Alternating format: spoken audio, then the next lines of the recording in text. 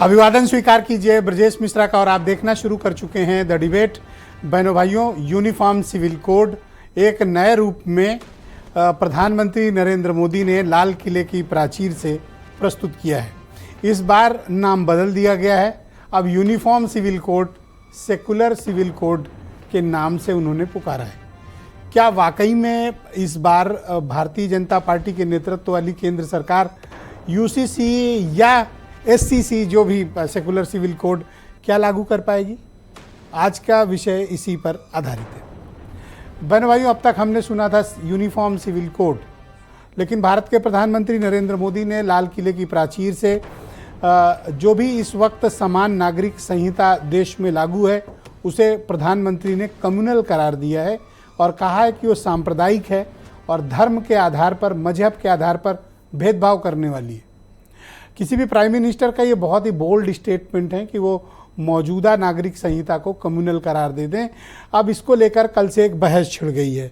बहस इस बात की है कि क्या वाकई में जो मौजूदा हमारा नागरिक संहिता है वो कम्युनल है और उसमें क्या खामियां हैं, और अगर सेकुलर सिविल कोड, जिसको यूनिफॉर्म सिविल कोड के नाम से हम सब प्रचलित बातों में जानते हैं, क्या उसमें कुछ ऐसे प्रावधान हैं कि जो वाकई में इसको सेकुलर करार देंगे? और ये क्या मौजूदा वक्त में बीजेपी की जो स्थिति है केंद्र में, दिल्ली में, क्या वो इस कानून को पास कराने में कोई प्रतिबद्धता दिखाएंगे? वैसे यूसीसी बीजेपी का बड़ा ही प्रिय विषय रहा है। उसी तरह जैसे कश्मीर का विषय, जैसे राम मंदिर का विषय, तो यूनिफॉर्म सिविल कोड बीजेपी के कोर सब्जेक्ट का हिस्सा है। और ऐसी प्रचलित मान्यता थी और लोग मान रहे थे कि इस बार अगर बीजेपी को उसी तरह की मेजॉरिटी आती है तो यूसीसी इस बार लाया जाएगा। लेकिन दिल्ली में थोड़ा बहुमत का अभाव है। इसी कारण आप देखें तो पिछले कई ऐसे बिल थे जिन्हें सरकार को वापस लेना पड़ा या फिर वो सेलेक्ट कमेटी या जेपीसी को चले गए। और यूसीसी भी एक बहुत बड़ा मुद्दा है। क्या यूसीसी, जिसका नया नाम प्रधानमंत्री ने सेकुलर सिविल कोड रखा है, क्या वो आने वाले वक्त में सदन में बिल को प्रस्तुत किया जाएगा? और क्या वाकई में इस देश में सेकुलर सिविल कोड लाया जाएगा? उसकी कोई आवश्यकता है? बीजेपी का मानना है हाँ, इसकी ज़रूरत है, क्योंकि ये धार्मिक आधार पर भेदभाव करता है और कम्युनल है। आज सुबह मायावती का एक पहला गंभीर बयान आया इस पे। वैसे नॉर्मली कांग्रेस ने इसकी आलोचना की थी, लेकिन इस दृष्टिकोण से नहीं की थी जिस दृष्टिकोण से मायावती ने की। मैं आपको उनका ट्वीट भी दिखा रहा हूँ। मायावती ने कहा कि बाबा साहब के द्वारा लागू संविधान में एक समान सम्मान के धर्मनिरपेक्षता के सिद्धांत का पालन क्या बीजेपी नहीं करती है? क्या वो बाबा साहब का संविधान नहीं मानती है? क्या वो धर्मनिरपेक्षता के सिद्धांत का पालन नहीं करती है? मायावती ने इस पर बाबा साहब को आगे करके बीजेपी को घेरने की कोशिश की है कि क्या वो संविधान बदलना चाहते हैं, लेकिन ये वर्ड उन्होंने इस्तेमाल नहीं किए, पर उनके इस बयान का लब्बो-लुआब यही था। यानी आने वाले दिनों में ये अगर बिल प्रस्तुत किया जाएगा तो एक बहुत बड़ी डिबेट और चर्चा का विषय बनेगा। लेकिन प्राइम मिनिस्टर ने एक बात कही है, उस बात को भी फोकस करने की जरूरत है। उन्होंने ये कहा कि इस पर सुप्रीम कोर्ट के भी कई आदेश आ चुके हैं और इस पर पूरे देश भर में डिबेट की आवश्यकता है, लोग अपने अपने विचार प्रस्तुत करें। यानी एक संभावना उन्होंने पूरी व्यक्त की है कि एक वाइडर कंसल्टेशन में केंद्र की सरकार जाएगी, इसके पहले कि उसे लोकसभा में या राज्यसभा में प्रस्तुत करें। तो वाइडर कंसल्टेशन अगर हुआ तो जो सबसे बड़ी समस्या बनते हैं वो बनेगी टीडीपी और जेडीयू। उनके यहाँ से ज़्यादा परेशानी आएगी। क्यों? क्योंकि उनको वोट भी चाहिए माइनॉरिटीज़ के, और माइनॉरिटीज़ में इसको लेकर, यूसीसी को लेकर किस प्रकार के विचार हैं ये सामने आ चुके। तो काफ़ी इसमें पेचीदगियाँ हैं। तो आज हम इसकी खुली चर्चा करेंगे। Uniform civil code oblique secular civil code या मौजूदा नागरिक संहिता, क्या ज़रूरी है? आज चर्चा इसी विषय की होगी। आप कुछ स्टेटमेंट सुन लें। सिविल कोड को हम लेकर के जी रहे हैं, वो सिविल कोड सचमुच में तो एक प्रकार का कम्युनल सिविल कोड है। ऐसे कानूनों को आधुनिक समाज में कोई स्थान नहीं हो सकता है। अब समय की मांग है कि देश में एक सेकुलर सिविल कोड हो। कि समाजवादी समाज बने, सबके हिस्सेदारी हो, हमारा समाज समृद्ध बने। ये नहीं कि कुछ लोगों के हिस्से में सब कुछ आ जाए। हर जाति को उसका अधिकार मिले, उसको सम्मान मिले, ये आज के समय की जरूरत है। अब देश की जरूरत है। निश्चित तौर से माननीय प्रधानमंत्री जी ने जो कहा कि 40 करोड़ से हम 140 करोड़ हो गए, तो अब बहुत कुछ बदल रहा है और बहुत कुछ बदलना चाहिए। हमें संविधान ने अधिकार दिए हैं अपने धर्म को मानने के। संविधान जो हमें अधिकार, हमारा संरक्षण कर रहा है अधिकारों का, हम उस अधिकारों के ऊपर हर वक्त अतिक्रमण प्रधानमंत्री करना चाहते हैं। तो बहनों भाइयों, आज की परिचर्चा को आगे बढ़ाएंगे। समीर सिंह उत्तर प्रदेश में बीजेपी के प्रवक्ता हैं, प्रदीप सिंह उत्तर प्रदेश में कांग्रेस कमेटी के प्रवक्ता हैं, आईपी सिंह समाजवादी पार्टी के प्रवक्ता हैं, ब्रजेश शुक्ला जी बहुत ही जाने माने पत्रकार, डॉक्टर एमएच खान मेरे साथ मौजूद हैं, और मतीन खान मुस्लिम लीग के अध्यक्ष, और वीरेंद्र सिंह जी हमारे स्टेट हेड। शुक्रिया और धन्यवाद इस महत्वपूर्ण सामाजिक चर्चा पर और राजनीतिक चर्चा का हिस्सा बनने के लिए। समीर सिंह जी, क्यों चाहती है भारतीय जनता पार्टी की एक एक करके कोई न कोई ऐसी कंट्रोवर्सी उत्पन्न हो जिसकी वजह से इस तरह की चर्चाएं शुरू हों? Uniform civil code, communal civil code, secular civil code, और अभी पीछे का आपने देखा कि वो बिल सेलेक्ट कमेटी को भी भेजना पड़ा था। तो इस तरह का डिबेट की आवश्यकता क्यों है? मुझे उसके कारण गिने हैं। देखिए ब्रजेश जी, 2-3 बातें मैं कहूँगा। अपनी बात में आपने जो प्रधानमंत्री जी के उद्बोधन की बात कही, कल 15 अगस्त के दिन लाल किले की प्राचीर से उन्होंने जो देश के नाम संदेश दिया, उसमें उन्होंने यूसीसी की बात कही, और जो अब तक देश के अंदर कम्युनल यूसीसी है उसको बदल के परिवर्तित करके सबको न्याय देने वाला, सबको समान करने वाले कानून की बात कही। कई बातें कही उन्होंने, देश के नौजवानों के बारे में कही, किसानों के बारे में कही, समाज के बारे में कही, और ऐसे बहुत सारी चीज़ों का माननीय प्रधानमंत्री जी का उद्बोधन हम सबके लिए निश्चित रूप से प्रेरणा का केंद्र है। और जिस बात पर आज आप डिबेट कर रहे हैं, निश्चित रूप से इस पर डिबेट होनी चाहिए। मैं आपको धन्यवाद देता हूँ, बधाई देता हूँ कि आपने माननीय प्रधानमंत्री जी के मनसा के अनुरूप समाज के अंदर इस पर डिबेट हो, इसकी शुरुआत की है। इसने अतः आपको मैं बहुत शुभकामना देता हूं, धन्यवाद देता हूं। ब्रजेश जी, रही बात यूसीसी की, तो पहले तो देश के अंदर कई राज्य हैं जिन्होंने अपनाया है, वहां किसी प्रकार की किसी को कठिनाई नहीं है। अगर कोई कठिनाई है तो किसी को बताना चाहिए कि जिन राज्यों ने अपनाया है वहां कठिनाई किस बात की है। गोवा ने अपनाया, गोवा में पूरी दुनिया के लोग आते हैं, सभी धर्मों के लोग हैं। हमें तो नहीं लगता कि गोवा में कोई कठिनाई है और किसी ने आपत्ति दर्ज की। भारत के संविधान में बाबा साहब ने जो संविधान की रचना की है, उसमें अनुच्छेद 44 में भारतवर्ष में समान नागरिक संहिता लागू किए जाने की बात कही गई है। राज्यों को उसमें संशोधन करने का अधिकार है, राज्यों को विचार करने का अधिकार है। अभी आपने देखा था पिछले दिनों उत्तराखंड ने यूसीसी पर काम किया और उसको लागू किया। निश्चित रूप से देश के अंदर दो प्रकार के कानून नहीं चलने चाहिए। मैं उदाहरण देके कहना चाहता हूँ, बहुत गंभीर विषय है ये, कोई राजनैतिक दल का मुद्दा नहीं है, ये सर्व समाज का मुद्दा है, और हमें लगता है कि सभी समाज को इस पर आगे आके विचार करना चाहिए। अभी मैं इमरान मसूद का भाषण सुन रहा था, हर बयान को, हर कानून को, हर बेहतरी को वो धर्म के चश्मे से और नफरत के चश्मे से देखते हैं। कांग्रेस के नेता हैं, सांसद हैं, हमें तो इस पर आचार नहीं। मौजूदा नागरिक संहिता को क्यों देखते हैं? देखिए, मैं इस आप कम्युनल कहेंगे तो आगे वाला भी तो बोलेगा। नहीं, मैं क्यों कम्युनल कह रहा हूँ? उन्होंने अपनी बात में कहा, ब्रजेश जी, देश के अंदर जब हम 140 करोड़ की बात करते हैं, उत्तर प्रदेश में 25 करोड़ की बात करते हैं, तो देश कानून से चलेगा, संविधान से चलेगा, व्यक्ति के लिए बराबर होगा। हिंदू के लिए कोई और कानून, मुसलमान के लिए कोई और कानून, पारसी के लिए कोई और कानून, और क्रिश्चियन के लिए कोई और कानून, ये दुनिया के किसी देश में है क्या? भारत के अंदर जो कानून हिंदू के लिए है, क्या दिलचस्पी है दूसरे धर्म के लोगों के नहीं, हमारी मजहबी तरीके में? नहीं, मजहबी तरीके में मैं जाहिर है, वही तो मैं कह रहा हूं कि कम्युनल क्यों है। कम्युनल इस नाते है ब्रजेश जी, अगर एक धर्म विशेष के लोग शरीयत को मानना चाहते हैं, शरीयत से चलाना चाहते हैं, तो सिलेक्शन नहीं चलेगा शरीयत में। जो आपकी सुविधा के अनुसार है वो तो शरीयत से होना चाहिए, जो आपकी सुविधा के अनुसार नहीं है, वो शरीयत से नहीं होना चाहिए, वो भारत के कानून से होना चाहिए। जैसे एक उदाहरण मैं देना चाहता हूँ, मान लीजिए गांव के राम कुमार ने 2 शादी कर ली, हिंदू व्यक्ति था, उसके खिलाफ FIR होता है, वो जेल जाता है, पुलिस जो पकड़ने आती है, मान लीजिए अब्दुल्ला खान उसको दरोगा है, वो उसको पकड़ने आए, ले गए जेल में बंद कर दिए। और मतीन खां साहब जज हैं, मतीन खां साहब ने शरीयत के आधार पर 3 शादी मतीन खां साहब ने, मैं नाम इस नाते ले रहा हूं कि कोई इन मतीन खां का नहीं ले रहा हूं, जज साहब का ले रहा हूं। मतीन खां साहब जज हैं और अब्दुल्ला खां साहब दरोगा हैं, जो उसको 2 शादी पर पकड़ के ले गए।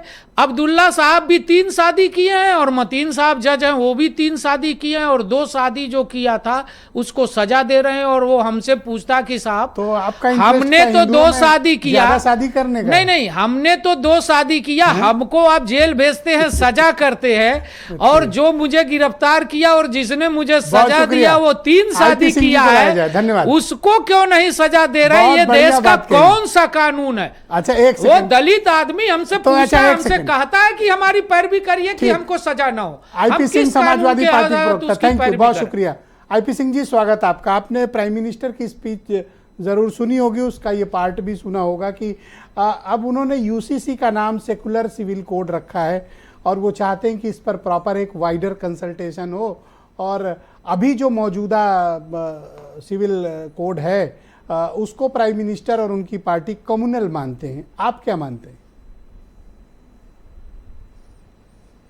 देखिए, टेलीप्रॉम्प्टर पर एक ड्राफ्ट तैयार होता है और प्रधानमंत्री जी पढ़ते हैं। प्रधानमंत्री जी के अपने शब्द नहीं होते, उनकी टीम लिख कर देती है। बीजेपी सरकार, जो गठबंधन सरकार है, उसके अंदर एक गंभीर संकट ये आ गया है कि बीजेपी का जो 3-4 दशक का कोर इशू था, RSS उस पर प्रधानमंत्री से और उनके मंत्रिपरिषद से सवाल पूछे हैं कि भाई राम मंदिर का एजेंडा तो पूरा हो गया, 370 भी आपने किसी तरह से निपटा लिया, लेकिन UCC समान नागरिक संहिता आपकी रह गई, आप इस पर क्या करने वाले हैं? क्योंकि सरकार की उम्र बहुत कम है। प्रधानमंत्री ने कोई ऐसा भाषण नहीं किया कि डिजिटल इंडिया, ट्रांसफॉर्मिंग इंडिया और मेक इन इंडिया, एकदम जो 100-150 ऐसे पॉपुलर वर्ड थे, उसकी वो इस बार प्रधानमंत्री जी ने उसका जिक्र ही नहीं किया कि देश की आर्थिक हालात क्या हैं, उस पर क्या ड्राफ्ट आना चाहिए। और एक कम्युनल बात लेकर वो आए। प्रधानमंत्री जी के ही नेतृत्व में विधि आयोग की एक रिपोर्ट बनी थी 2016 में, और उस पर UCC को लेकर आयोग ने 2018 को एक सर्वे किया, लोगों की ओपिनियन लिया, और जो रिपोर्ट 2018 में सबमिट हुई, उस रिपोर्ट के बाद ये कहा गया कि आगे इसकी कोई ज़रूरत देश में नहीं है। और जिस मतीन खान और उसके उदाहरण बीजेपी दे रही है, सवाल ये है कि अगर UCC अगर गोवा में 1968 में लागू हुआ तो वहाँ हिंदू 2 विवाह कर सकता है। सवाल यह है कि पूर्वोत्तर के जो राज्य हैं, जो अनुसूचित जातियां हैं, जनजातियां हैं, उनको भी लिवरेज है कि उनके कानून, जो हमारा समान जिस कानून अभी एग्जिस्टिंग हिंदू लॉ है, उसमें उनको इस तरह के अलग से राइट्स दिए गए हैं। पूर्वोत्तर में सिविल कोड होना चाहिए राज्य अपने कानून या फिर जो मौजूदा व्यवस्था है वो पर्याप्त है? एक बस मैं कंक्लूड कर रहा हूं। 2005 में एक माइनर उसमें चेंजेज हुआ कि अगर आपके पूर्वजों की संपत्ति है तो बेटा और बेटी दोनों को बराबर जा सकता है। सवाल यह है कि बीजेपी के 7-8 राज्यों में जो सरकारें थीं, UCC क्यों नहीं वहां लागू किया?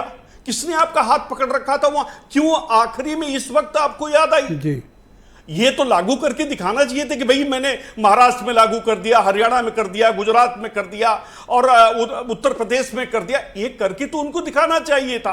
तो कुल मिला के बीजेपी के अंदर ये डर है कि ये सरकार कभी भी गिर सकती है। आप किस हक में है? UCC रिक्वायर्ड है और इसका या फिर मौजूदा व्यवस्था पर्याप्त है?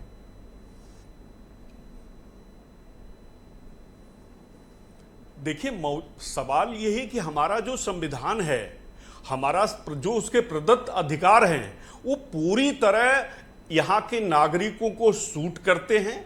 और प्रधानमंत्री का भी एक भाषण है, सबका साथ सबका विकास, कहीं कोई आपत्ति नहीं है। आप क्यों चिंतित हैं? भाई जो क्रिश्चियनिटी है पूर्वोत्तर में या दक्षिण भारत में, उनके अपने कानून है, राज्यों के अपने कानून है। उत्तर प्रदेश अपना कानून बना लेता है, बिहार अपना बना लेता है, नागालैंड अपना बना लेता है, असम अपना बना लेता है, आईपी सिंह जी, केरला शुक्रिया। अपना बना लेता है। इस डिबेट को आगे बढ़ाना है होती जी, है जी, वो बहुत राज्यों शुक्रिया। में रिफॉर्म्स होते रहते हैं, अमेंडमेंट करते रहते हैं। जी जी। मैं प्रदीप सिंह को आमंत्रित करता हूं, उत्तर प्रदेश में कांग्रेस कमेटी के प्रवक्ता हैं। प्रदीप जी, आपकी पार्टी किस हक में है? आपने प्राइम मिनिस्टर का स्टेटमेंट सुना होगा। वो चाहते हैं कि जो यूनिफॉर्म सिविल कोड है, जिसका उन्होंने नया नाम रखा है सेकुलर सिविल कोड, तो प्राइम मिनिस्टर का ये मानना है कि जो मौजूदा सिविल कोड है भारत का, वो कम्युनल है, धर्म के आधार पर भेदभाव करता है और वो सही नहीं है। हम 75 साल एक कम्युनल कोड के साथ जी रहे हैं, अब हमको इसको चेंज करने की आवश्यकता है और इसे सेकुलर सिविल कोड में तब्दील किया जाना चाहिए। आपकी पार्टी किस हक में है? देखिए, लाल किले के प्राचीर से देश के प्रधानमंत्री अगर देश की कानून व्यवस्था को कम्युनल बताते हैं तो निश्चित तौर पर ये सर मानने वाली कानून बात है। व्यवस्था नहीं है, आप समझे नहीं, सिविल कोड हाँ, की सिविल बात कोड है। हम आ रहे हैं, उस पर आ रहे हैं। आप तो एडवोकेट हैं खुद ही। जी, जब उसको भारत के संविधान डॉक्टर अंबेडकर के संविधान पर सवाल खड़ा करते तो निश्चित तौर पर कहीं ना कहीं सर मानने वाली बात है। हम अगर ये कहते हैं कॉमन सिविल कोड या सेकुलर सिविल कोड की बात करते हैं तो ये बताएं कि हिंदू मैरिज एक्ट में जो प्रावधान है कि चाहे पत्नी को, चाहे 125 का प्रावधान है, सेक्शन 13 का प्रावधान है, इनके कॉमन सिविल कोड में उसके प्रावधान को कहां ले जाएंगे? हमसे पूछना चाहते हैं, जो आदिवासी क्षेत्र हैं जहां पर पुरुष शादी होकर महिलाओं के घर जाते हैं और महिलाओं उस परिवार की जो संपत्ति होती है पुरुष को मिलती है, इस पर इनका भारतीय जनता पार्टी या इनके कॉमन सिविल कोड या सेकुलर सिविल कोड का क्या कहना है? आपकी पार्टी का मत पहले स्पष्ट करें, फिर हमें आगे सवाल। निश्चित तौर पर जब पूरा ड्राफ्ट लोगों के सामने होगा और उस पर यह स्थिति क्लियर होगी, कॉमन सिविल कोड पे हिंदू मैरिज एक्ट क्या कह रहा है, सक्सेशन एक्ट क्या कह रहा है, इस पर क्या कहना है, निश्चित तौर पर कांग्रेस अपना पक्ष रखेगी। एक बात समीर सिंह ने बड़ी स्पष्ट रूप से कही और वो उस पर आपके ओपिनियन भी चाहिए। इन्होंने कहा राम कुमार अगर 2 शादी करता है, अभी आईपी सिंह ने भी वो मुद्दा उठाया था, तो इनका कहना है राम कुमार अगर 2 शादी करता है और दरोगा है अब्दुल्ला और जज है मतीन खान, ये 3-3, 4-4 किए बैठे हैं, इन्हें सजा नहीं होगी, राम कुमार को हो जाएगी। क्या ये 2 शादी 3 शादी का हक चाहते हैं? नहीं, समीर जी ये नहीं बताते हैं ये कितनी शादी का हक चाहते हैं बताइए। समीर जी को ये बताना चाहिए कि 125 के तहत पत्नी को जो गुजारा भत्ता मिलता है, ये इस पर इनका स्टैंड क्या है, इनको इस पर बताना चाहिए। आप कुछ मतलब अच्छा एक बिंदु पर आप असहमत हो ना जी, बाकी तो सहमत हो इनसे कि नहीं? नहीं, हम केवल एक बिंदु नहीं, हम सेक्शन 13 की भी बात कर रहे हैं, हम सक्सेशन एक्ट की बात कर रहे हैं। इस पर सक्सेशन एक्ट पर बतावें कि इनके सेकुलर सिविल एक्ट का क्या कहना है। ऑल राइट, शुक्रिया आपका। भी मतलब अभी आपका स्टैंड क्लियर नहीं है, ठीक? नहीं, पहले बताएंगे, देश को बताएंगे तो कि आप बताइए कि आप ये कह रहे हो, आप निश्चित। अच्छा, आउट ऑफ टर्न ऐसा करते हैं कि खान साहब को बुला लेते हैं, वो बेटर एनालाइज करें। खान साहब, शुक्रिया आपका। आप देखिए, हमारे समीर भाई अभी चिंतित थे कि राम कुमार 2 नहीं कर सकता और आप लोग 3-3, 4-4 कर सकते हैं, तो ये चाहते हैं कि एक वाइडर कंसल्टेशन हो और प्राइम मिनिस्टर भी कहते हैं कि साहब ये कम्युनल सिविल कोड है जो 75 साल से लागू है। आप क्या मानते हैं? नहीं, ये मुंह में राम बगल में छुरी, इसी को मानते हैं। गोवा में सरकार परमानेंट भारतीय जनता पार्टी की है और यूसीसी वहां पर आया है, जिसमें हिंदू, क्रिश्चियन, मुसलमान कोई भी 2 शादी कर सकता है। तो कौन सा सेकुलर की बात, कहां से सेकुलर शब्द ले आए? ये सेकुलर नहीं है। गोवा में इन्हीं की सरकार, सेकुलर नहीं है। क्या करना चाहते हैं आप? 1 नेशन 1 इलेक्शन की बात कहते हैं, तो आप देखिए आज दो प्रदेशों का इलेक्शन डिक्लेयर किया गया, तो क्यों नहीं आप जो है 1 नेशन के प्रोग्राम में आगे बढ़ रहे हैं? महाराष्ट्र का और झारखंड का भी चुनाव करा देते, बाई इलेक्शन उत्तर प्रदेश का करा देते। तो ये 2 मुही बात करते हैं, अमल कुछ नहीं है। यूसीसी आप जैसा चाहते हैं वैसा लाइए और दिखाइए क्या है कि अगर वो वाला यूसीसी है तो सब लोग मान लेंगे, लेकिन अगर आप कहीं और कहा ले आएंगे यूसीसी, आप अमेरिका जापान का ले आएंगे तो थोड़ी कोई मानेगा। खान साहब, एक हसरत जो मुझे समझ में आई, खान साहब एक हसरत समझ में आई, ये शादियों वाली। ये चाहते हैं 2 शादी ना। अरे हिंदू महिलाएं बवाल कर देंगी, आप कैसी बात कर रहे हैं? कौन इसको पसंद करेगा? 2 शादी चाहते हैं ये, इसीलिए गोवा नहीं, कोई नहीं चाहेगा जी। एक कोई नहीं मिलेगा। तो गोवा में है, ये ठीक है, इन्होंने अभी स्टेटमेंट दे दिया, पर इसको कौन स्वीकार UCC करेगा? में। बता दे, खंडन कर दे। तो आप क्या चाहते हो तो कि इस देश में एक सिविल कोड हो, या फिर जो हम लोग अभी प्रैक्टिस कर रहे हैं जिन भी रिलीजन में रहकर, वहां के जो मौजूदा संविधान प्रदत्त अधिकार हैं वो बने रहे? देखिए ब्रिजेश जी, आप तो बहुत ही मतलब ज्ञानी पत्रकार हैं। ये हमने एक सवाल उठाया आपके सामने कि क्या गोवा वाला सिविल यहाँ लगेगा उत्तर प्रदेश में, या हर प्रदेश का अलग अलग बनेगा, या प्रधानमंत्री जो कहे गए मतलब का कि पूरे देश में एक साथ सेंट्रल गवर्नमेंट लागू करेगी? नहीं, जब अगर वो सेंट्रल एक्ट बन गया तब तो सारे लोगों को पालना करनी ही पड़ेगी, उसे हमें असेंबली से पास करना पड़ेगा। करना पड़ेगा ना, पहले सेंट्रल गवर्नमेंट तो पास करे, सेंट्रल गवर्नमेंट पार्लियामेंट में तो ले आए जी। ये लाना पड़ेगा, ये कानूनी पेच है। ये मैं हवा में बात नहीं कर रहा हूं। सेंट्रल गवर्नमेंट को पार्लियामेंट में बिल लाना पड़ेगा। तो प्राइम मिनिस्टर यही तो कह रहे हैं कि इस पर एक प्रॉपर कंसल्टेशन स्टार्ट हो, आप अपनी राय रखिए। बना दिए जेपीसी जेपीसी इसमें भी बना दीजिए, ओके। राय ले लीजिए सबसे, कौन मना कर रहा है? तो मतलब ये वक्त टाइप वाला मामला हो जाएगा आपको लगता है? ले लीजिए जी सर। ऑलराइट, शुक्रिया आपका खान साहब, हमारे साथ जुड़े रहिएगा। मतीन खान का आज बोलना बहुत ज़रूरी है, चूंकि समीर सिंह ने सीधे उनको कहा ये 3-4 शादी करते हैं। हालांकि मेरी जानकारी में मतीन खान एक ही शादी किए हैं, अब अगर अलग से कुछ किए हो तो ये जज मतीन खान को अच्छा, इनको नहीं कहा था? तो हमारे मित्र हैं, बड़े पुराने ये मित्र कितने हैं, हैं मैंने इनके? इनको नहीं कहा। अच्छा मतीन भाई, आप मुझे बताओ, अभी मेरा वक्त मित्र वाला है, मसला अच्छे निपटा मित्र नहीं हैं था। आप। कल प्राइम मिनिस्टर ने ये कहा कि साहब ये कम्युनल सिविल कोड है, अब तो सेकुलर की जरूरत है। अब ये नया क्या आ गया? ये कम्युनल सिविल कोड है तो ये घोर अपमान है डॉक्टर भीमराव अम्बेडकर का, और मुझे समझ में नहीं आ रहा। अम्बेडकरवादी लोग बैठे हुए हैं और ये आईपी सिंह साहब जो बीजेपी से आ करके समाजवादी पार्टी में बैठ करके आपने उनको भी कंडम कर दिया, उनको भी कंडम कर दिया मतीन साहब। हाँ उनको बोले, स्टैंड तो क्लियर कर दो। आप बोले, आप बोले, ये कौन सी बात है? आप बोलो प्लीज। आपने मेनी टाइम्स सवाल किया, जवाब ही नहीं दे रहे। आप सुनिए प्लीज, बोलिए आप। मैं कह रहा हूँ बेसिकली ये जो कम्युनल कह रहे हैं अब तक के संविधान को, ये घोर अपमान है। ये भारत के संविधान का घोर अपमान है, और इसके कॉमन सिविल कोड के जरिए से बेसिक बात यह है कि ये संविधान को खत्म करके आरक्षण को खत्म करना चाहते हैं। ये है बेसिक इंटेंशन। अरे आरक्षण पे कहाँ पहुंच गए मतीन भाई? प्राइम मिनिस्टर का ये कहना है कि एक कंसल्टेशन हो, विचार विमर्श हो। क्या इंटेंशन है? विचार विमर्श। बेसिकली संघ विचारधारा के लोग हैं। ये संघ की विचारधारा ये है कि ये आरक्षण खत्म करना चाहते हैं। ये नहीं चाहते कि दलित, पिछले और आदिवासी इन लोग को जो है रिजर्वेशन। अरे भैया तो एक बात बताओ मतीन भाई, सुनो तो, आप 3-3 करो, ये बेचारे एक। तो गोवा चले जाएं, क्या परेशानी इनको? ये गोवा क्यों नहीं जा रहे हैं? क्या वहाँ वीजा लगेगा क्या? नहीं तो अब वहां जाके वहां रहना पड़ेगा ना। वो है ज्यादा उतावले हैं तो गोवा चले जाएं। भाई ब्रजेश भाई देखिए, ये जो civil code, common civil code की बात कर रहे हैं, सेकुलर सिविल कोड की जो बात कर रहे हैं, इनके बीजेपी के सांसद, अभी आपने कुछ दिन पहले देखा होगा, क्या वहाँ वो जो मुस्लिम सांसद था उसके लिए जो शब्दों का इस्तेमाल कर रहे थे, क्या वो है? नहीं, मैं ये उम्मीद करता हूँ ना, आप लॉजिक के साथ विरोध करो। आप विरोध करना तो इस पे तो सबके विचार आने चाहिए, तो आप तर्कों के साथ इसको विरोध करो। इस बिल का विरोध करती है। हम दोनों सदनों में, राज्यसभा हो या लोकसभा हो, विरोध करेंगे, सड़क पे विरोध करेंगे।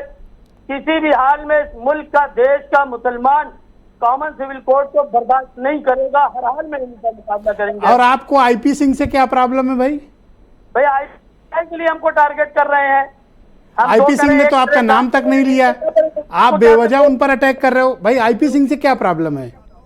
मैं कह रहा हूँ आईपी सिंह आप बैठे हैं, वो तो नाम उन्होंने लिया, उसके रिगार्डिंग नहीं, मैंने वो नाम लिया। आईपी सिंह, नहीं, IP Singh ji please, Samajwadi Party IP Singh ji आप शांत हो जाएं सर, मैं समय दूंगा आपको प्लीज। आईपी सिंह जी शांत हो जाएं प्लीज।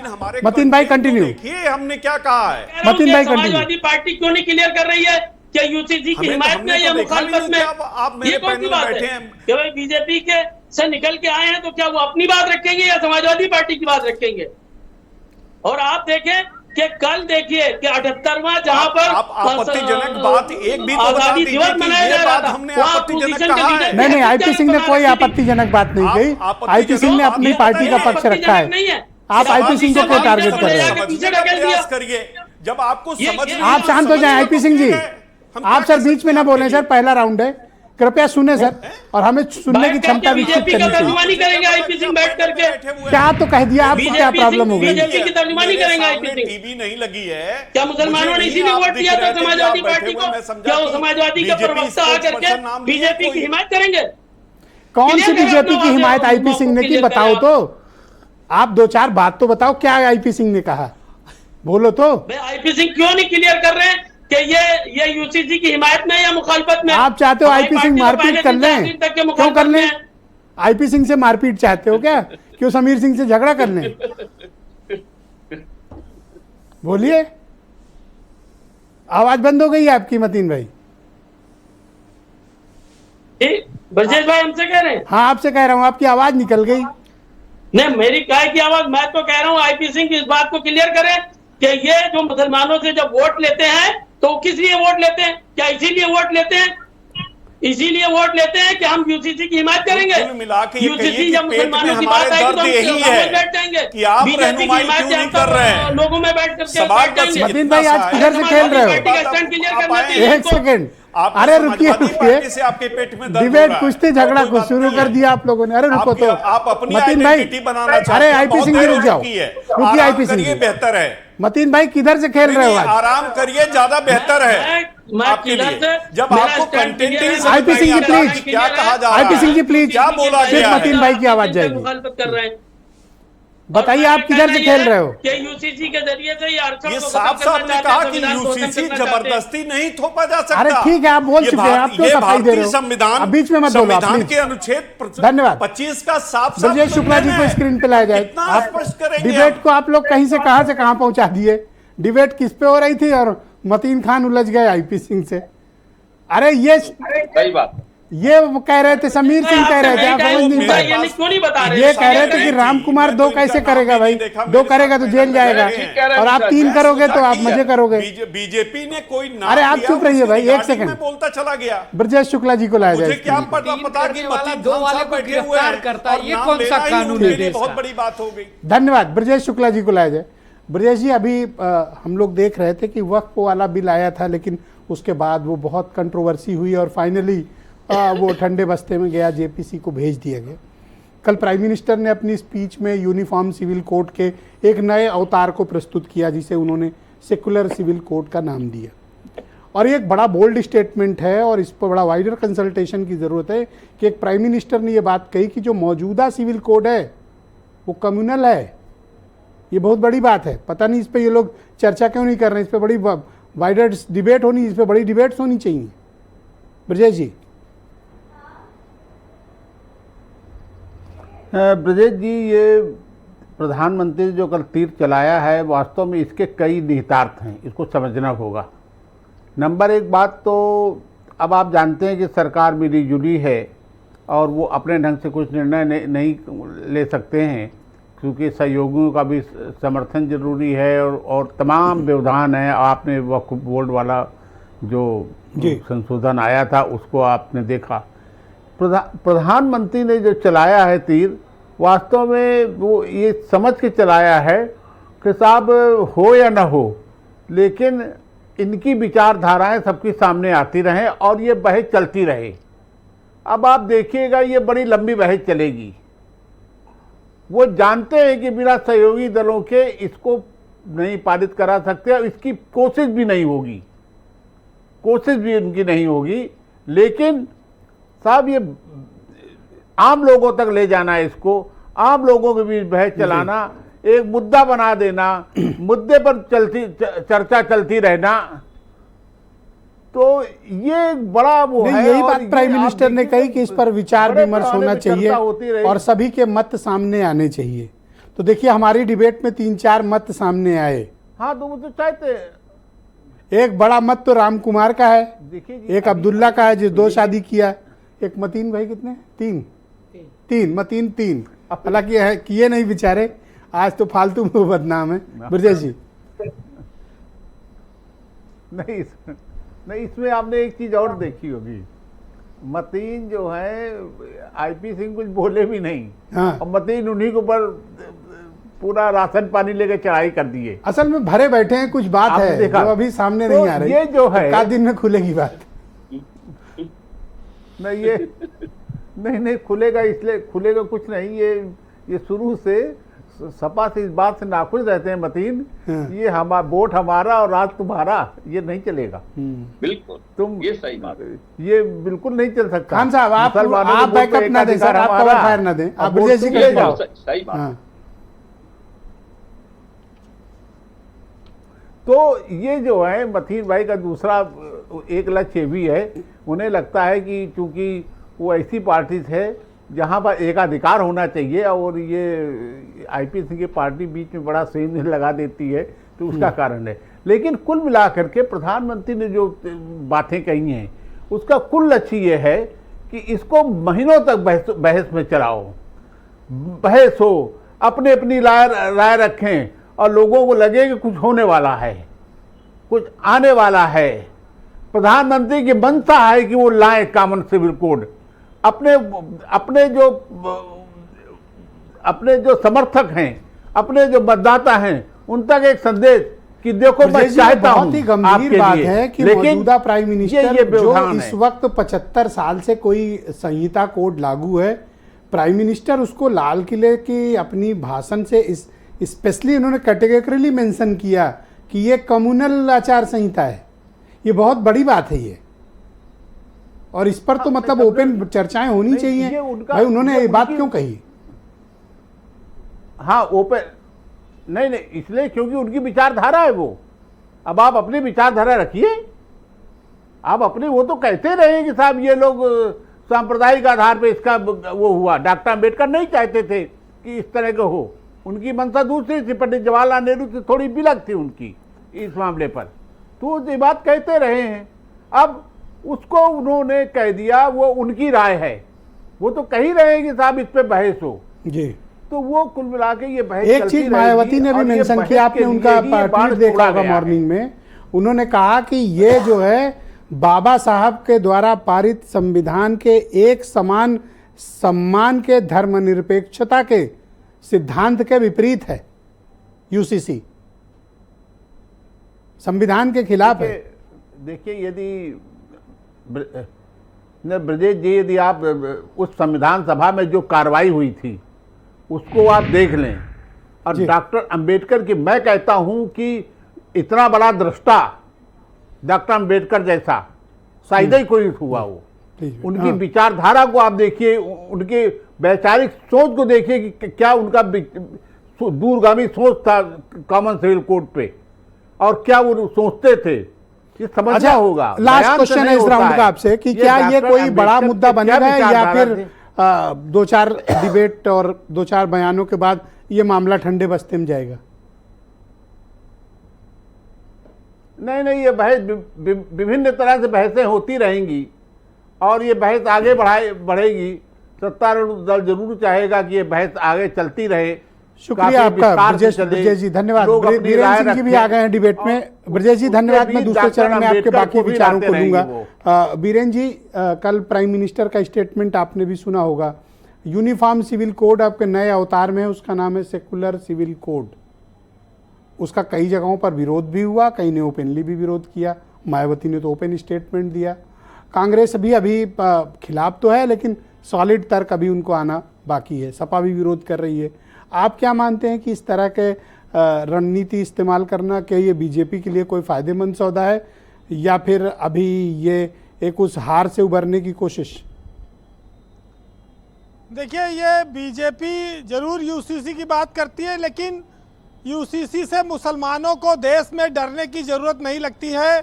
जो इस कानून के तहत जितनी अभी तक जानकारी आई है, ये साफ है कि ये मुसलमानों को कहीं से कोई नुकसान नहीं पहुंचाता है।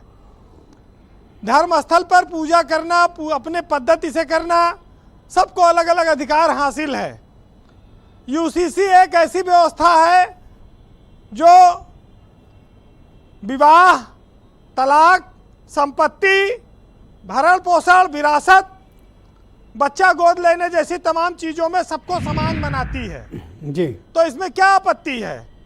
सबके लिए चीज़ें समान हो और उसमें कोई बुराई नहीं है, सब पर एक तरह का नियम लागू करती है।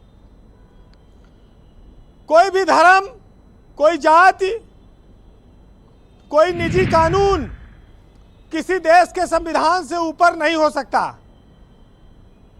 ये हर एक राष्ट्र का एक नियम है। अरे मेन अट्रैक्शन वो शादी वाला विषय है, आपने सुना होगा। शादी के बाद 2-3 कितनी, जिस देश में, दुनिया में तो शादी की बहुत आज़ादी है, लेकिन अमेरिका जैसे देश में यूसीसी लागू है। पाकिस्तान में भी शादी की बड़ी आज़ादी है, वहाँ भी तो यूसीसी लागू है। सामान्य नागरिक संहिता वहाँ भी है, बांग्लादेश में भी है। तो हिंदुस्तान में मुसलमानों को इस चीज़ से डरने की क्या ज़रूरत है? देखिए, अगर कोई मुस्लिम महिला अदालत में जाएगी अपने आदमी के खिलाफ तो अदालत उसका मुकदमा सुनेगी तलाक के खिलाफ। ऐसा तो है नहीं कोई कहेगी नहीं हम नहीं सुनेंगे, जाओ चले जाओ अपने धर्म में फैसला कराओ। व्यवस्थाएं मौजूद हैं, अपने धर्म के हिसाब से लोग माने, लेकिन जब बात आएगी कानून की तो वहाँ सबको बराबर रहना पड़ेगा। प्रधानमंत्री कहते हैं कि सेकुलर सिविल कोड की ज़रूरत है। इसी से एक जगह ये हवा मिली कि क्या अभी तक जो चल रहा था वो कम्युनल था। देखिए, भाजपा उस तलवार की धार पर खड़ी है चुनाव हारकर, जहां उसके खिलाफ ये माहौल बना कि वो संविधान विरोधी, अगर वो बहुमत में आ गई तो संविधान बदल डालेगी। और यही बस एक चीज़ उसको कमज़ोर करती है, क्योंकि विपक्ष या और भी ये हवा बन सकती है कि यूसीसी के बहाने भाजपा मुसलमानों को डरा रही है, संविधान को बदलने की कोशिश कर रही है। ये भाजपा के खिलाफ जा सकता है।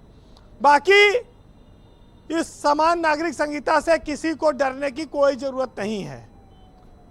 वैसे सोशल इक्वलिटी कहती है, सामाजिक समानता कहती है कि सब बराबर हैं। संविधान भी ये कहता है। धर्म, समुदाय के आधार पर संविधान कोई भी भेद नहीं करता है।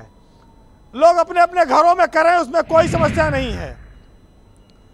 ब्रजेश जी, धर्म और आस्था हर इंसान का निजी मामला है।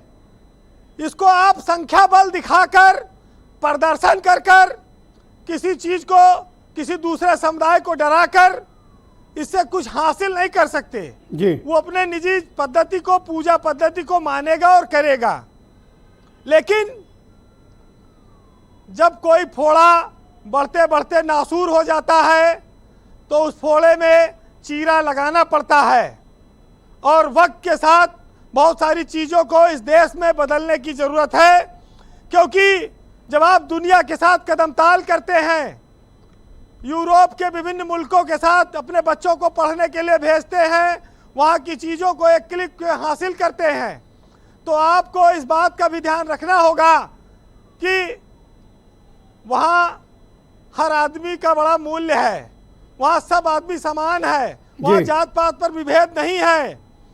तो ऐसे में आपको अपने समाज में भी एक समानता लानी होगी और जहाँ पर मानव मूल्यों को सबसे ऊपर रखना होगा। जी, कंक्लूड करें मेरी। वैसे यूसीसी का बहुत याद करने वाले थोड़ा जनसंख्या नियंत्रण पर भी ध्यान दे दें कि पैदाइश दिन ब दिन जोन बढ़ रही देश में, न राशन पूरा पड़ रहा है, न घर पड़ रहा है पूरा, रहने की जगह नहीं, न पानी पीने को शुद्ध मिल पा रहा है। अरे इस पर भी तो कभी कुछ बहस हो, इस पर भी लाल किले से कुछ बोला जाए कि भैया बच्चा कम पैदा करो, देश चरमरा रहा है बढ़ती आबादी से, अस्पताल में जाओ इलाज नहीं मिल पा रहा है, परेशानी मोल ले लेगा इस देश में। ये बड़ा कठिन काम है जो आप बड़ी आसानी से बोल गए। खाली समान नागरिक संहिता ही नहीं है, इस पर भी काम करना होगा। ब्रजेश जी, अगर हम इतिहास को पढ़कर सिर्फ नफरत करना सीखेंगे तो हम अपने भविष्य को बर्बाद करेंगे। इतिहास पढ़कर लोगों को साहसी बनना चाहिए और सीखना चाहिए कि सामाजिक बुराइयों से वो कैसे लड़ें। ये सब चीज़ें हमारे लिए लाभदायक हैं, लेकिन पता नहीं क्या कौन किस आज या 21वीं सदी में कैसी कैसी बातें होती हैं जो बाबा आदम के ज़माने में होती थी, जो देश की आज़ादी के पहले होती थी, जिनकी आज कोई उपयोगिता नहीं है, लेकिन लोग उन्हीं ढर्रों पर चलना चाहते हैं। आज के देश का नौजवान और जागरूक समाज क्या कहता है सुनिएगा कि किसी जरदार वसीले से नहीं आए हैं, आप महफिल में सलीके से नहीं आए हैं, और हमको उड़ने का तरीका मत सिखाओ, हम पेड़ से आए हैं, पिंजरे से नहीं आए हैं, और बात करनी थी ज़रूरी तो हाजिर हुए हैं, हम कत्ल करने के इरादे से नहीं आए हैं, और हम उसे जीत के लाए हैं अनावालों से जी, हम भागकर अपने कबीले से नहीं आए हैं।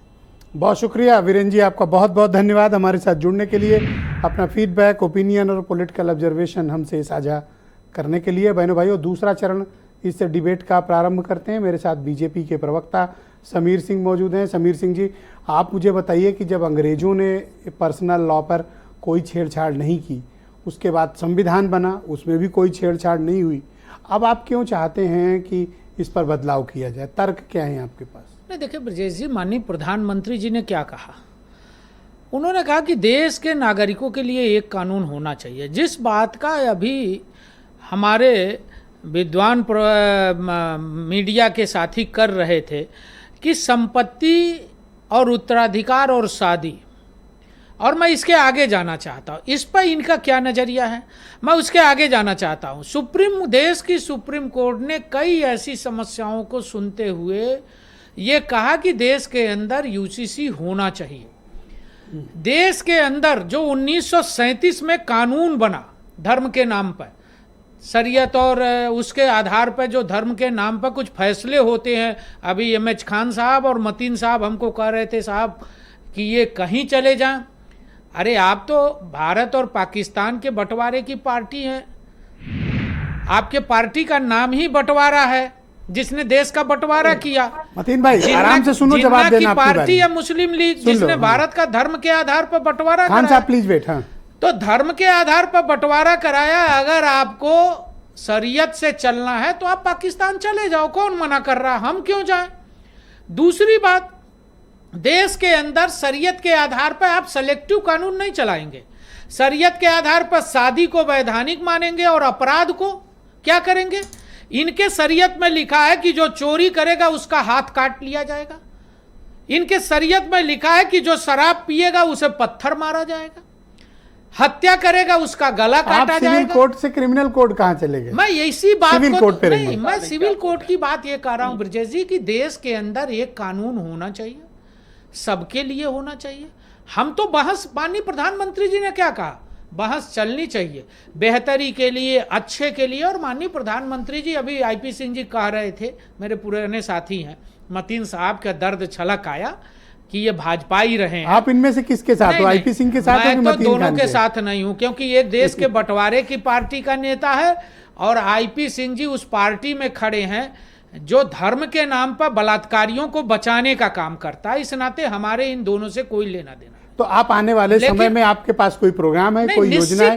आईपी सिंह जी आप ही के पास आऊंगा प्लीज। निश्चित रूप से देश के अंदर यूसीसी लागू होना चाहिए। सभी धर्मों के लोग, कानून से बड़ा धर्म नहीं है।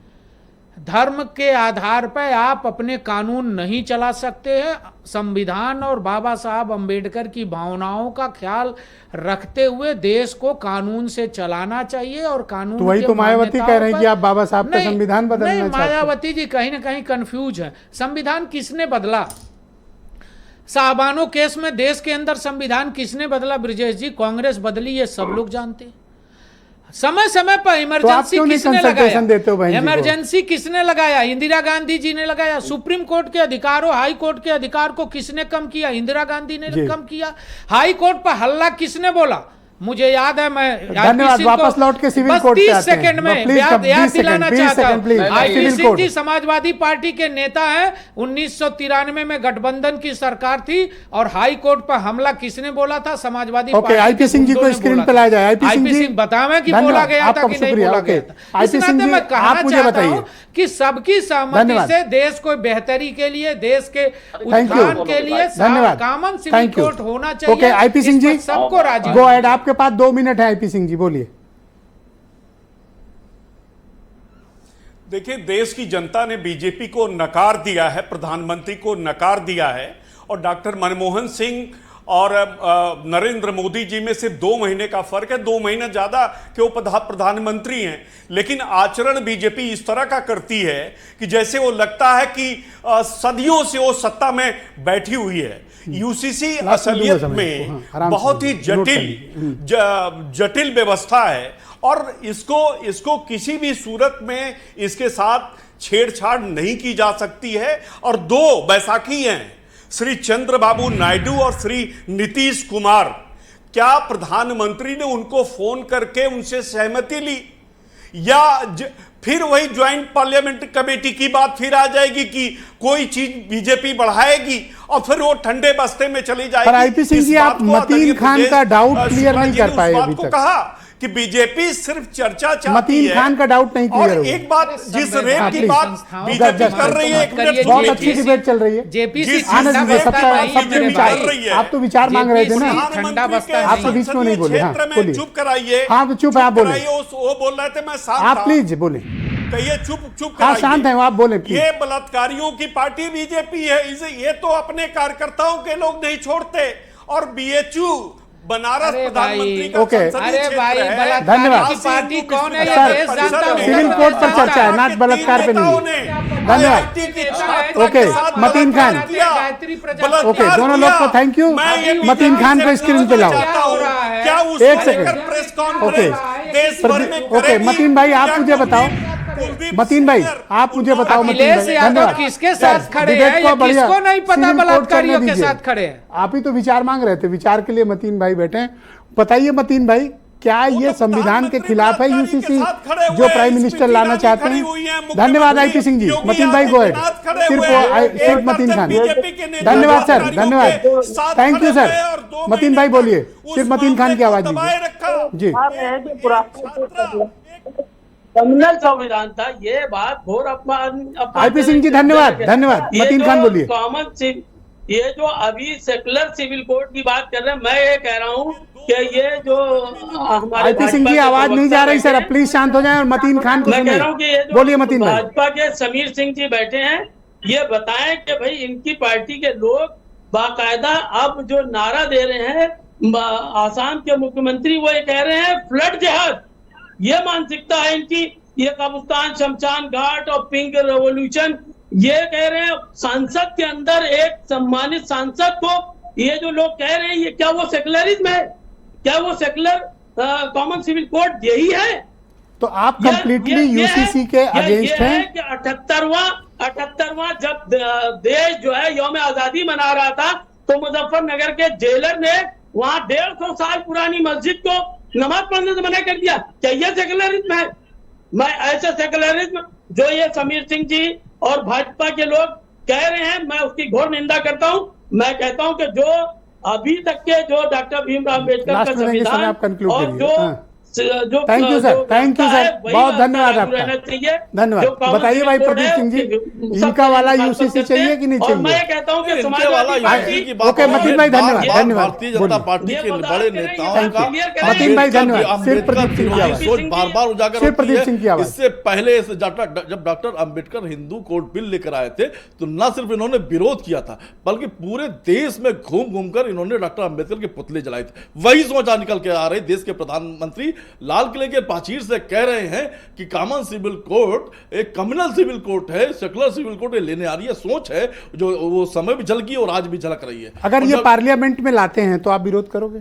निश्चित तौर पर पार्लियामेंट में जब ये लाते हैं, हम इसे पूछना चाहते हैं कॉमन सिविल कोर्ट में जिस तरीके से हिंदू मैरिज एक्ट पे इनका स्टैंड क्या होगा, सेक्शन एक्ट पे इनका स्टैंड क्या होगा, इन मुद्दों पर ये लाएं तो बताएं तो सच्चाई क्या है। ओके, आपका कहना है कि ये ड्राफ्ट लाएं पहले। नहीं, इनका हाँ बिल्कुल लाएं, तभी आप चर्चा करोगे। इनके कॉमन सिविल कोर्ट में 2 शादियां निश्चित कर देंगे क्या?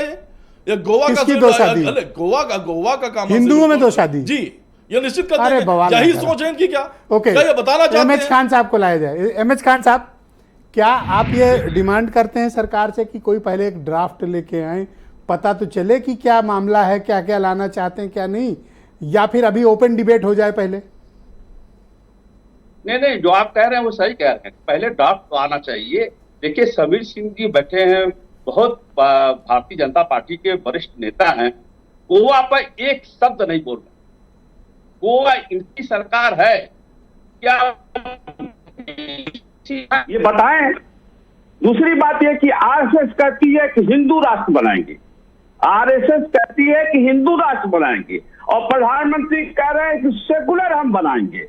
कौन सही बोल रहा है, कौन झूठ बोल रहा है, बताइए मिश्रा जी। जी, ये इनसे सवाल पूछिए कि तुम कौन सी भाषा का इस्तेमाल करना चाह रहे हो, जनता को क्यों बरगलाना चाह रहे हो, जनता को क्यों डाइवर्ट करना चाह रहे हो, जनता को क्यों तो ये इस तरह के यूसीसी हो, वक्त वाला हो, ये क्यों लेके आ रहे हैं? कारण क्या मानते हैं आप, ये सब क्यों लेके आ रहे हैं? कमाल करते हैं भैया, आप कमाल करते हैं। तो ये यूसीसी लाने के पीछे मकसद क्या है इनका? आप कपड़ा मिनिस्टर बोलता सेकुलर, कौन सही है खान साहब, इनका मकसद क्या है? ये बताएंगे। ये इनका मकसद क्या है? इनका मकसद सिर्फ बहकावा, ये महंगाई और ये हारे हैं, ये इससे दिमाग हटाना क्यों नहीं? आज आप एक बात भी नहीं बोले। वैसे आप मुसलमानों के मुद्दे पे समाजवादी पार्टी और कांग्रेस पर सवाल उठाते थे, लेकिन मैं देख रहा हूं आज आपकी जुबान खुल नहीं रही है। नहीं, ऐसा नहीं है, कांग्रेस पे सवाल है। कांग्रेस जो बोल रही है वो झूठ बोल रही है। कांग्रेस ने तो बाबा साहब भीमराव अंबेडकर को हराया था, चुनाव में हराया उसे। जी, धन्यवाद। कांग्रेस आप दूसरी तरफ डिबेट ले जा रहे हैं। ब्रजेश शुक्ला जी मेरे साथ मौजूद है। ब्रजेश जी, क्या एक तो आज हम सब एक्सपेक्ट कर रहे थे ब्रजेश जी की, धन्यवाद खान साहब, कि आज बाई इलेक्शन घोषित हो जाएगा जम्मू कश्मीर और हरियाणा के साथ ब्रजेश जी, पर अनफॉर्चुनेटली वो हुआ नहीं। अब तो मैं मान रहा हूं कि नवंबर दिसंबर में चुनाव होंगे, उसके पहले बाई इलेक्शन यूपी में मुश्किल है। क्या ये हरियाणा, जम्मू कश्मीर, महाराष्ट्र, झारखंड के चुनाव के मकसद से ये नया वाला यूसीसी लाने की पहल है क्या ब्रजेश जी?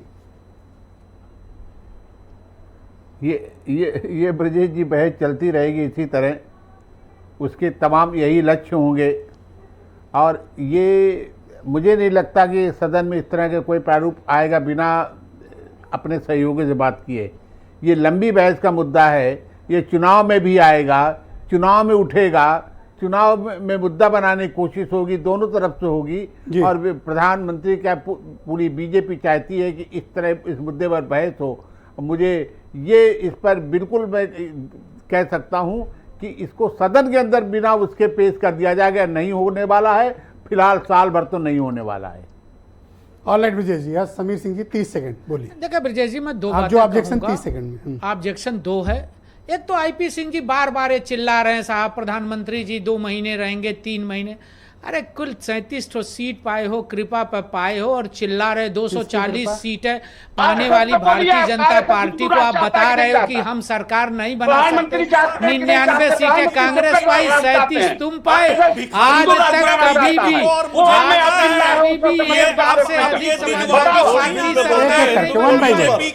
आप चिल्लाते हो कृपा पर सरकारें बनाए। 93 में भी कृपा पर बनाए, 2002 में भी कृपा, 3 में भी कृपा पर बनाए, 12 में 5 साल सरकार चलाए और आतंकवादियों का मुकदमा वापस आप मतीन खान और खान साहब की प्रॉब्लम नहीं आतंकवादियों को आपने प्रश्रय दिया। बहुत धन्यवाद सर, बहुत बहुत शुक्रिया। और मतीन खान साहब कम से कम मुसलमानों की बेहतरी के लिए आवाज उठाइए। अरे आज तो मतीन खान की बड़ी इज्जत है, छोड़ेगा नहीं, माफ नहीं। आज मतीन खान की बड़ी इज्जत कर रही है। बहुत शुक्रिया। कह रहा हूं कि मतीन साहब को आवाज उठानी चाहिए। किस बात की? इस बात की कि यूसीसी लागू हो, उसी से इनके मुस्लिम बहनों का भला होने वाला है। मल्टीपल मैरिज, उसी से मुस्लिम धन्यवाद, बहुत बहुत शुक्रिया होने डिबेट ओवर, बहुत धन्यवाद। और बहनों भाइयों, आप सबका भी शुक्रिया इस कार्यक्रम को देखने के लिए। मैं उम्मीद करता हूं कि आपका आज का दिन अच्छा रहा होगा और कल इससे भी शानदार होगा। नमस्कार।